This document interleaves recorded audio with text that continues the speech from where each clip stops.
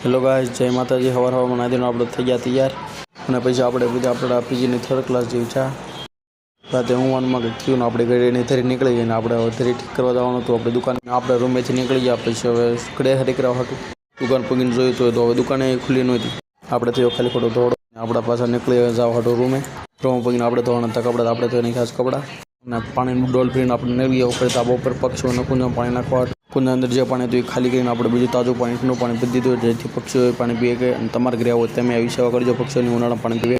થોડીક મહેનત કરી તો આપણે કરી હાથે થારી નહીં કે આપણે આટા અમારા જરૂર નહીં દુકાન દેવાની। આપણો ભાઈ તો બહુ પ્રોફેશનલ તો એને પછી કપડાં ઇસ્ત્રી કરવા જોઈએ તો એને પછી કે નાખીને કપડાં ઇસ્ત્રી આપણે તો શનિવાર તો આપણે પછી કરી નાખ્યો હવે બપોરે ફરાળ કરીને આપણે બે ગયા પાછા વાંચવા અને સાંજ સુધી આપણે વાંચ્યું। સાંજે હનુમાનને દિયાથી આપણે પીજે બન્યું તો પનીરનું શાક અને રોટલી તો આપણે પછી તબડીને ખાઈ લીધું।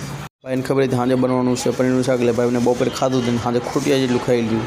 પનીરનું શાક રોટલી ખાઈને તબા પર 8 મારીને પછી પૂજા થઈને બાય બાય।